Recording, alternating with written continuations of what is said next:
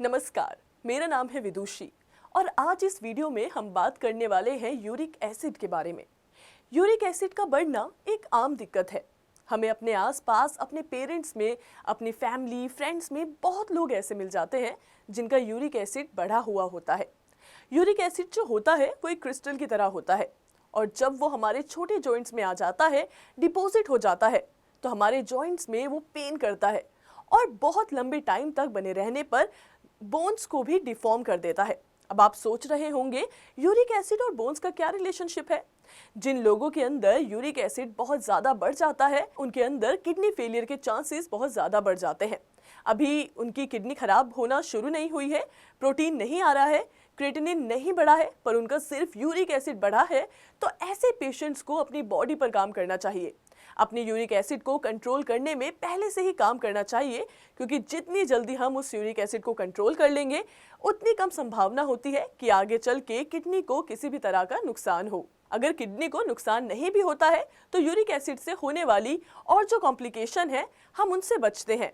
जैसे मैंने आपको बताया, बोन्स का खराब होना, डिफॉर्म होना, किडनी खराब होना या फिर हाइपरटेंशन बढ़ना, डायबिटीज़ डेवलप होना, क्योंकि जितनी जल्दी हम यूरिक एसिड को कंट्रोल में कर लेंगे तो जो यूरिक एसिड बढ़ने से जो कॉम्प्लिकेशन होती है, चाहे वो हार्ट की कॉम्प्लिकेशन हो, किडनी की कॉम्प्लिकेशन हो या फिर हमारी बोन्स की कॉम्प्लिकेशन हो, इन सारी कॉम्प्लिकेशन से हम पहले ही बच जाते हैं।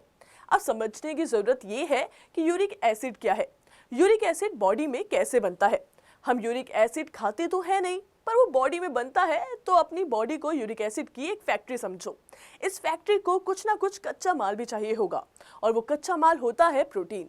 अगर हमारी डाइट के अंदर प्रोटीन की मात्रा ज़्यादा है, नॉनवेज ज़्यादा खाते हैं, दालें ज़्यादा खाते हैं, तो क्या होता है कि जो हम प्रोटीन इंटेक करते हैं, ये बॉडी में जब प्रोटीन जाता है तो वो छोटे हिस्सों में डिवाइड होता है और उसमें एक छोटा सा होता है प्यूरिन। प्यूरिन जो होता है वो हमारे प्रोटीन से ही बनता है और यही प्यूरिन आगे कन्वर्ट होता है यूरिक एसिड में। तो कहने का मतलब ये है कि जितना ज़्यादा प्रोटीन खाओगे उतना ज़्यादा हो सकता है कि आपकी बॉडी में यूरिक एसिड बनने लगे। तो सबसे पहले आपको क्या करना होता है, अगर हमारी बॉडी में यूरिक एसिड बढ़ रहा है तो अपनी डाइट में चेंज करना होता है। अपनी डाइट में से जो हमने प्रोटीन वाला पार्ट है वो कम करना होता है।